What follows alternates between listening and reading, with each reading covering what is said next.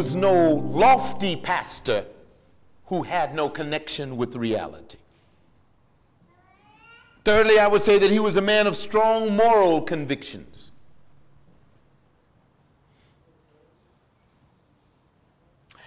And if he did not have strong moral convictions, he was aware that his audience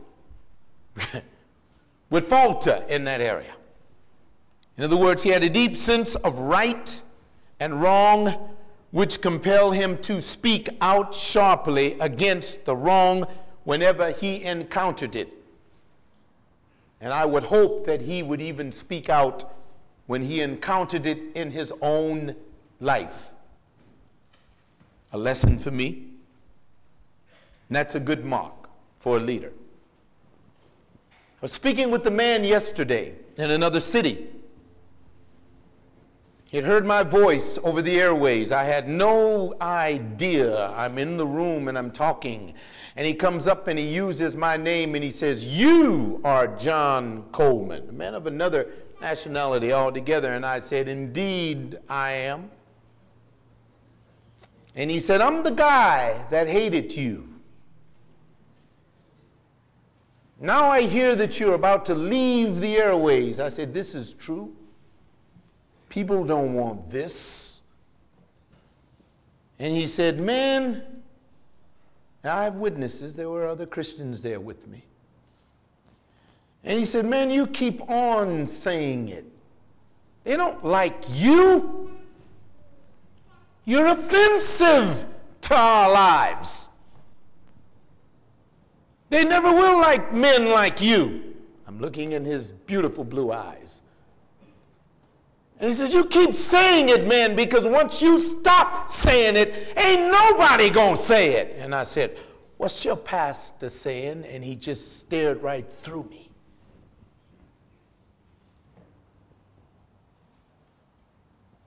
James had these strong convictions. His words of rebuke are short and incisive, yet he has a generally kind of a disposition. He reminds me of me. He says something right off the fly, but yet he wants to embrace. He is openly sympathetic with the poor. Man, wait until we get to that when he talks about ye rich. When he gets into ye poor, he is openly sympathetic to the poor and aroused when the poor are mistreated. I said, "Oh, James, I like that." I mean, personally, I have no tolerance for rich preachers with their highfalutin ideas about society. I linger towards the downtrodden, the miserable, the ones that are suffering. This James holds that a living faith must manifest itself in the good life and social concern. Needless to say, as we continue to look at his life, we're going to find that this good life and social concern got him killed. Fourthly, he had deep Christian convictions, which I believe are lacking in the church today. We don't have deep convictions about anything. We don't have deep convictions about anything. We so freely cast them aside as the weather changes.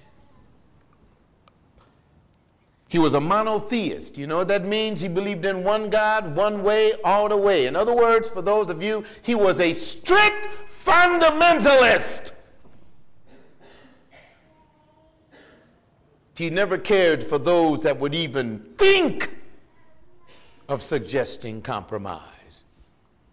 He regarded God as a central, changeless one from whom comes all the good gifts. Oh, when we get into that, every good gift that comes down from heaven, he said it's only from God. He said, don't look to man, because our gifts turn to rottenness.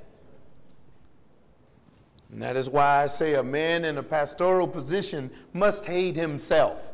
If he does not hate himself, he thinks that he is the good gift.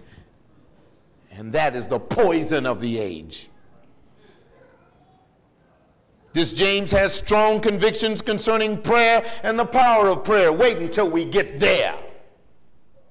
And the man starts talking about the effect and fervent prayer of a righteous man, meaning that if you are unrighteous, your prayer is garbage. The man was powerful. We just don't get into the verses. We've got to know what the man is introducing us into here. His understanding of human nature was underscored by his knowledge of the tongue and how evil could be manifested through it when used unwisely. This beautiful little organ that men use in negative ways. God says, watch it, because it will destroy nations. James will get into that. And when he gets into that, I'm getting into that. And I am to say, what has yours stated here lately? And what will it state? And can you stand under that statement? And James says, no man can answer that but you and God.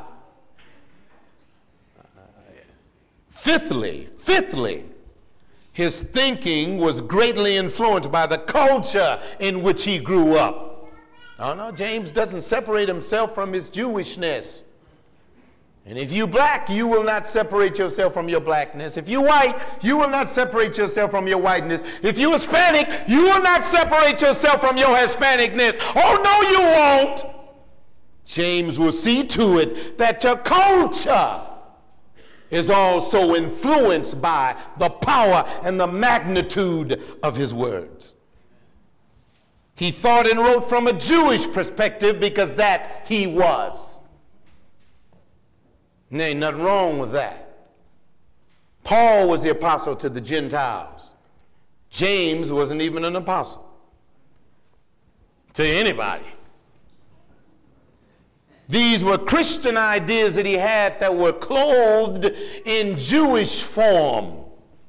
That's all right, James. It's all right for you to get ethnic on me. Just make sure that that ethnicity thing is Christian. I'll listen to you. Also, love for the world is condemned. In Old Testament terms, you know, he's going to talk about adultery against God. See, that's that Jewish talk.